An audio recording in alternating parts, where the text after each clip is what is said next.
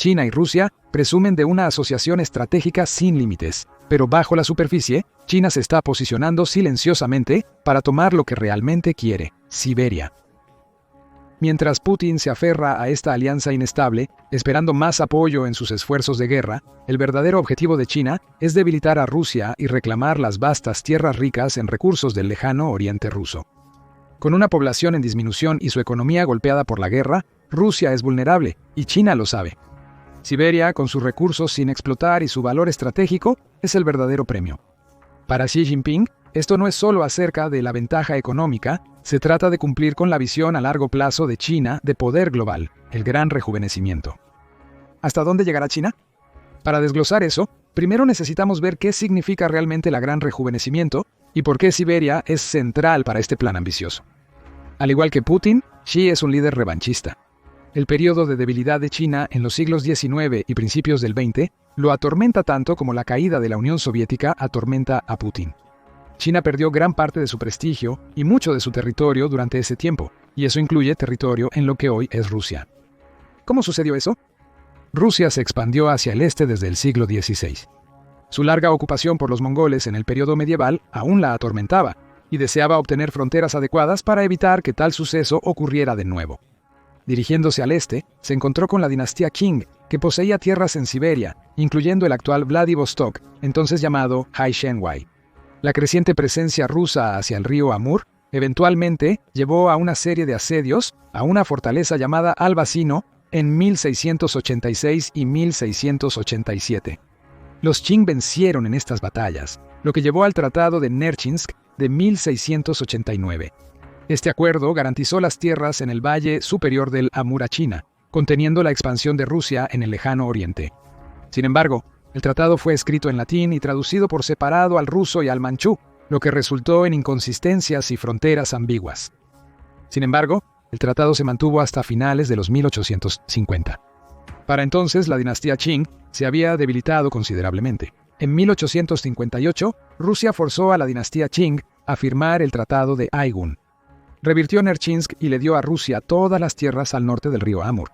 2 años después, en la Convención de Pekín, Rusia añadió el resto de lo que ahora se llama Manchuria exterior a sus fronteras, incluyendo Vladivostok, cortando a China del mar de Japón. El Partido Comunista de China y Xi han criticado frecuentemente los tratados desiguales impuestos a China durante la debilidad de la dinastía Qing. Ha utilizado estos tratados desiguales y trato injusto como base para reclamaciones territoriales expansivas, más notablemente con Taiwán. La dinastía Qing una vez gobernó esta isla, pero se vio obligada a rendirla a Japón después de su derrota en la Primera Guerra Sino-Japonesa. Fue devuelta a la República de China tras la derrota de Japón en la Segunda Guerra Mundial, pero la República Popular nunca la ha gobernado. El nuevo presidente de Taiwán, Lai Ching-te, abordó este tema en una entrevista reciente. Dijo que la intención de China de tomar el control de Taiwán no era por razones de integridad territorial. Si ese fuera el caso, se cuestionó por qué Pekín no ha planteado el tema del Tratado de Aigun con Rusia, ya que, bajo la misma lógica, la reclamación territorial de China sobre Taiwán sería similar a presentar una reclamación territorial contra Rusia. China ha demostrado estar dispuesta a usar diversas herramientas para alcanzar sus objetivos de política exterior. Puede sentirse más seguro al intimidar a Taiwán. Con Rusia hay que ser más sutil.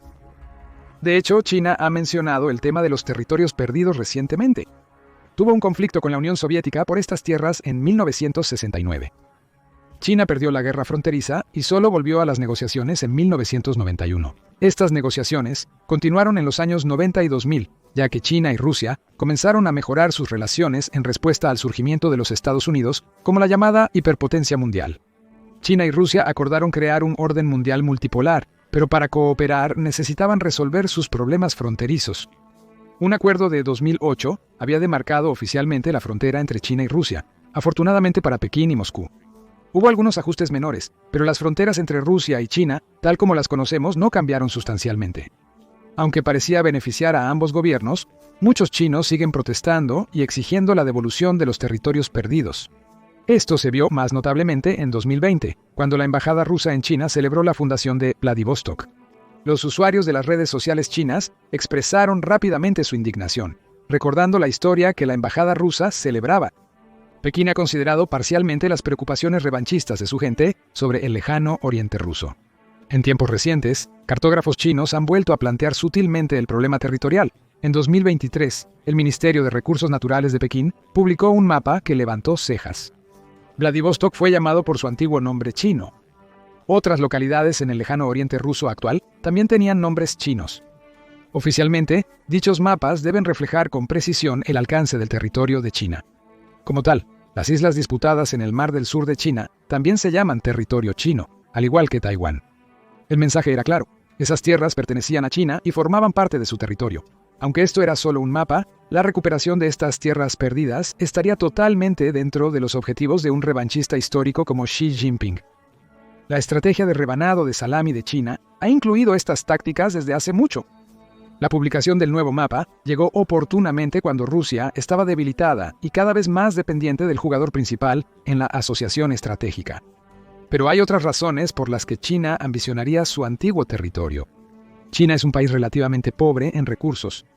Esta escasez de recursos se ha agravado por décadas de mala gestión comunista. El agua se está volviendo un problema en China, debido a la creciente demanda, escasez, disminución del volumen en ríos como el Yangtze y contaminación. Debido a su escasez de recursos, China debe importar gran parte de lo que necesita, y muchas de estas importaciones llegan a través de puntos de estrangulamiento marítimos que las Fuerzas Armadas estadounidenses pueden bloquear. Sin embargo, Siberia está llena de los recursos naturales que necesita. Hay 220 millones de hectáreas de tierra cultivable allí que aún no han sido explotadas. China, en comparación, carece de ello. Con solo el 7% de la tierra cultivable mundial para alimentar a su gran población, gran parte de ella se ha degradado por una mala gestión. El potencial agrícola del lejano oriente ruso es naturalmente atractivo. Pero no es solo tierra. Las tierras en el lejano oriente ruso que China una vez controló tienen muchos otros atractivos. Hay metales preciosos como oro y plata, minerales importantes como zinc y hierro, madera, hidrocarburos y recursos alimenticios como el pescado. Y todos estos están más allá del alcance militar de Estados Unidos. China ha aprovechado estos recursos junto a Rusia, aunque no siempre como hubieran deseado. Las empresas chinas planean usar el agua del lago Baikal, que alberga cerca del 20% del agua dulce no congelada del mundo. En 2019, los chinos planeaban construir una embotelladora para utilizar esta agua, lo que generó importantes protestas. Los locales acusaron a los chinos de querer enviar el agua a China para privarles del acceso al lago. Un tribunal ruso detuvo el proyecto más tarde. 2 años después, los urbanistas chinos esperaban construir un oleoducto desde el lago Baikal hasta la ciudad de Lanzhou, en una región árida de China. Ese proyecto tampoco se concretó. La polémica por las inversiones en el lago Baikal sugiere un posible conflicto en estas tierras del lejano oriente, donde los rusos locales a menudo rechazan la creciente presencia china en el área. Los planes del lago Baikal no se concretaron, principalmente por la desconfianza. China tiene una ventaja en la competencia por los recursos regionales, su demografía. La población de Rusia se reducirá de aproximadamente 145 millones a alrededor de 135 millones para el 2050. Pero esta tendencia golpeará más duro al lejano oriente ruso. Esta región siempre ha estado escasamente poblada, y la caída de la Unión Soviética la despobló aún más, ya que los habitantes se mudaron al oeste hacia el corazón europeo de Rusia, en busca de mejores oportunidades. Para 2050, es posible que solo queden cerca de 5 millones de rusos habitando estos territorios remotos. Al otro lado del río hay 120 millones de chinos. Esto ha provocado pesadillas en el lado ruso de hordas de chinos que se mudan y adquieren los territorios a través de una enorme marea de migración masiva. Estos miedos están parcialmente relacionados con prejuicios étnicos. Los rusos en el área suelen ver a sus contrapartes chinas con sospecha. Las parejas internacionales son inusuales. Los temores de una toma de control demográfica china del lejano oriente ruso han resultado ser infundados hasta ahora. En 2019, cerca de 70.000 ciudadanos chinos residían en el lejano oriente ruso. El total bajó desde el pico de unos 200.000 en los 90. No obstante, los chinos se han vuelto una presencia significativa en la economía del lejano oriente ruso, impulsado por Pekín. Los terratenientes rusos han arrendado extensamente tierras agrícolas a ciudadanos chinos. Más de 100.000 hectáreas han sido arrendadas por periodos de 50 años. Estas plantaciones cultivan cultivos como la soja que luego se envían al sur. Los trabajadores chinos que laboran para los agricultores rusos en la región también son una forma apreciada de compensar la falta de mano de obra local. Los ciudadanos chinos también suelen trabajar en la industria maderera y otras empresas rusas. Para estos trabajadores chinos, es una salida bienvenida en comparación con la escasez de oportunidades en sus áridas tierras natales rurales. Moscú sabe que se sospecha de él. Ha sugerido regular la inmigración de chinos al lejano oriente ruso para abordar las preocupaciones locales. Uno de los nuevos requisitos para los trabajadores extranjeros es aprobar una prueba de competencia en ruso antes de obtener una visa temporal legal. Sin embargo, las empresas rusas a menudo ignoran la ley con un guiño y una aprobación de las autoridades locales. La falta de mano de obra local hace que los chinos sean la única opción viable para realizar el trabajo que necesitan las empresas rusas. Con los nacionales rusos yéndose al oeste o negándose a hacer el trabajo, estas empresas sienten que no tienen otra opción. Para Rusia, mitigar la pérdida de población en Siberia es la única forma real de no depender del trabajo y capital chinos. Rusia ha intentado beneficiar a los habitantes del lejano oriente con el nuevo ministerio dedicado a esta región. Este ministerio fue creado en 2011 con grandes esperanzas, pero despilfarró sus recursos en proyectos cuestionables, como un puente que conecta Vladivostok con la isla Ruski. Este proyecto de $1.100 millones resultó en el puente colgante más grande del mundo. Es algo así como una maravilla local, sin embargo hay un problema. Es un puente a ninguna parte y no beneficia mucho a los locales que están bajo presión. ¿Por qué se permitió que tal pozo de dinero siguiera adelante? El gobierno ruso se enfoca en enriquecer a su gente, careciendo de visión a largo plazo. Como se esperaba, muchos fondos para el desarrollo regional no llegan al lejano oriente. El dinero se queda en los bolsillos de los líderes del ministerio. Pero, ¿y si la falta de apoyo para el lejano oriente es más una característica que un error? La red de carreteras de Rusia también es deficiente. Esto es un legado de su expansión imperial. La carretera conecta Vladivostok con Moscú, pero no las regiones del lejano oriente entre sí. Fue un método diseñado para mantener subyugada a la población de Siberia, y aún no ha cambiado. Durante la época soviética, hubo incentivos para que la gente se mudara al lejano oriente, pero esos programas se agotaron.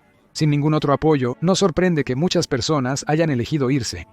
Las empresas locales que permanecen frecuentemente deben mantener sus propios caminos para acceder a sus negocios. Muchas empresas que permanecen, especialmente en la industria maderera, forman parte de la red de extorsión de Putin, lo que reduce su competitividad. Por otro lado, los chinos han invertido consistentemente en su región fronteriza, reduciendo significativamente la pobreza y mejorando la conectividad en el área. Esta conectividad trasciende la frontera nacional. La red telefónica de China se extiende al norte del río Amur. También hay muchas conexiones físicas entre China y el lejano oriente ruso, con más en camino. Hay un tren de alta velocidad que va a Pekín. Esta línea no ha sido aprobada por Moscú, pero aún así se espera su ampliación en la región. China también tiene una ventaja en los mercados financieros internacionales. Debido a las sanciones, la financiación rusa en el lejano oriente a menudo viene con tasas de interés de más del 25%. Los financieros chinos pueden prestar dinero a tasas de interés de alrededor del 5%. Los negocios rusos se sienten más atraídos por el dinero chino. Incluso hay un foro dedicado para los negocios rusos en Siberia en busca de inversión china. Se realiza en Khabarovsk, una ciudad de alrededor de 643,000 habitantes, situada a 48.2 kilómetros al norte de la frontera. Chinos adinerados viajan a Rusia para inspeccionar empresas y decidir si prestarles dinero o no. Por ahora, estos trabajadores chinos en el lejano oriente ruso están allí con visas de visitante, pero no hay garantía de que ese estado temporal continúe para siempre. Rusia no ha podido resolver los problemas de migración y laborales entre su gente en la región. Los promotores inmobiliarios chinos están construyendo más apartamentos en el lejano oriente ruso, anticipando que sus compatriotas se mudarán al norte para trabajar permanentemente. Debido a la creciente actividad comercial entre Rusia y China, más estudiantes chinos han comenzado a estudiar el idioma ruso, incluyendo en universidades rusas. Se está formando una nueva élite basada en la suposición de una mayor interconexión entre la economía china y el lejano oriente ruso. Y hay bolsillos de mayor influencia china. En la región autónoma judía del lejano oriente ruso hay una mina de hierro, construida, financiada y atendida exclusivamente por ciudadanos chinos que se quedan allí permanentemente. Esta mina parece casi como una entidad autónoma. Las autoridades rusas ejercen poca regulación. La mina espera conexión con el ferrocarril chino en el área. Dicha conexión llegará cuando se complete el primer puente que conecta los lados ruso y chino del río Amur. Los costos continuos de la guerra en Ucrania significan que el poder geopolítico relativo de Rusia en comparación con China se debilitará. Eso significa que China podrá obtener concesiones cada vez mayores de Rusia, y ya hemos visto un gran ejemplo. En junio de 2023, a China se le otorgó permiso para usar Vladivostok como punto de tránsito para sus flujos comerciales internos sin pagar derechos de aduana a Rusia. Rusia buscaba atraer inversión japonesa y surcoreana para impulsar Vladivostok, pero la guerra imposibilitó tales alianzas. Rusia ahora depende de China para las perspectivas económicas de Vladivostok. El simbolismo no pasó desapercibido para los usuarios de las redes sociales chinas. Fue la primera vez que China tuvo acceso al puerto en 163 años. Rusia sintió que ya no podía excluir a China. ¿Es esto un presagio de lo que vendrá? Es menos probable que China establezca una política sistemática de intrusión en el lejano oriente ruso. Por ahora, tomar Taiwán y romper el cerco de la primera cadena de islas ocupa el primer lugar en las prioridades de política exterior de Pekín. El objetivo de Taiwán es asegurar su comercio marítimo, que es más importante que una cuestión de prestigio. Se informa que Xi está personalmente cercano a Putin, y esta cercanía ha fortalecido significativamente la asociación estratégica entre ambos. La relación personal puede impedir que los intentos más obvios de recuperar territorios perdidos tengan éxito. China parece satisfecha con su creciente presencia económica allí. Sin embargo, no hay garantía de que este estado de cosas durará para siempre. Xi podría buscar ser el emperador de facto vitalicio de China, pero eventualmente perderá el poder. Un futuro líder chino podría ser aún más revanchista que Xi. ¿Qué pasa si entonces surgen los viejos problemas de la dinastía Qing? Aparte de reincorporar a Taiwán al continente, la otra prioridad de China ha sido la recreación de la antigua red de la Ruta de la Seda que estableció su lugar central en el equilibrio comercial mundial. Esta red se interrumpió y se disolvió después de que los europeos descubrieron las Américas y comenzaron a realizar viajes directos en barco a Asia. Así, el poder económico se movió hacia el oeste. China ha buscado devolver el poder al este, pero su iniciativa de la Franja y la Ruta ha enfrentado varios obstáculos. Aparte de la deuda insostenible, uno de los problemas es que hay demasiados actores en la ruta de Asia a Europa, y los diversos territorios que debe cruzar no pueden mantenerse seguros de terroristas, y menos aún el ejército de los Estados Unidos. La ruta entre el lejano oriente ruso y Europa, sin embargo, solo involucra a un jugador. A medida que los fracasos de los proyectos de la Franja y la Ruta de la Seda comienzan a aumentar y amenazan la economía china en general, China se verá más presionada para encontrar alternativas.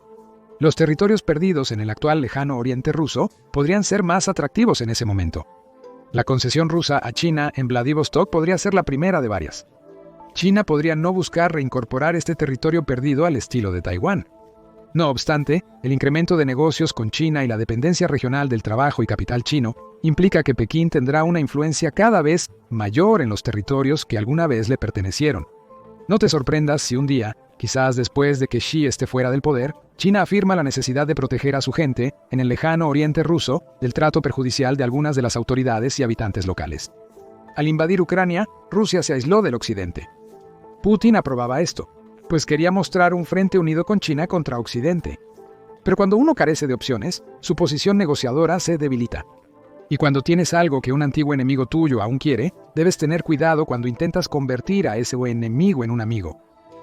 ¿Cómo crees que será el futuro del lejano oriente ruso? ¿Tendrá Rusia desafíos para mantener su casi vacía naturaleza salvaje frente a una población china mucho mayor que parece estar lista y ansiosa por explotar las oportunidades que sus vastos recursos tienen para ofrecer? Déjanos tus comentarios, no olvides darle me gusta y suscribirte para más análisis militares de expertos. Ahora ve y descubre por qué Rusia y China estarán en guerra este año o haz clic en este otro video en su lugar.